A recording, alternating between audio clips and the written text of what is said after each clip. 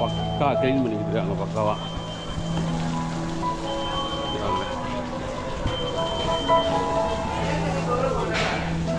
அது நிறையா இருக்குது. என்னென்ன இருக்குது அப்படின்னு சொன்னால் ப்ரொஜெக்ஷன் மேப்பிங், அதாவது ஃபுட் கோர்ட் இருக்குது, ஸ்டேச்சு பேஸ் அதை பார்க்க போகணும், ஸ்டேச்சோட பேஸ் பார்க்கணும். அப்போ எக்ஸிபிஷன் ஹாலு, அப்போது வியூவின் கேலரி இப்படி இருக்குது.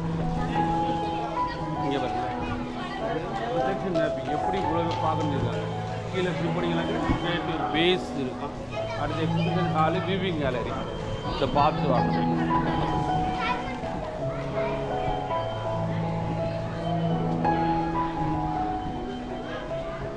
மக்கள் நிறையா வராங்க, ஸ்கூல் நிறையா வராங்க, டூரிஸ்ட் இங்கே வந்துட்டாங்க. குஜராத் வந்துட்டாலே பக்கத்தில் அகமதாபாத் வந்துட்டாலே கண்டிப்பாக இங்கே வந்து பார்த்து போயிடறாங்க.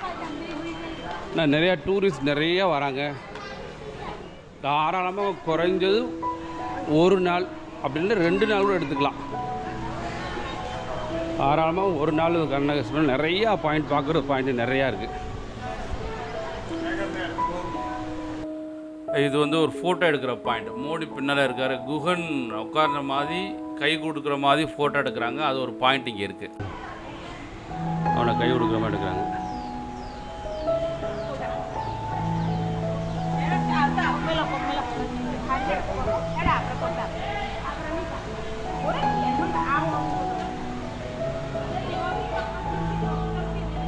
இது யூனிட்டி ஹாலு, விசிட்டி ஹோல்டிங் பிளாசா, இன்ஃபர்மேஷன் டெஸ்க் போட்டிருக்காங்க. சரி அவங்க போ.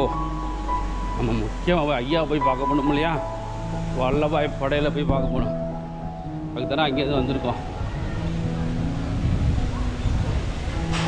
182 மீட்டர், எவ்வளோனா 182 மீட்டர். அடின்னு சொல்லும்போது 597 அடி. 597 அடியில் உலகிலே பெரிய உயரமான சிலை தான் இது.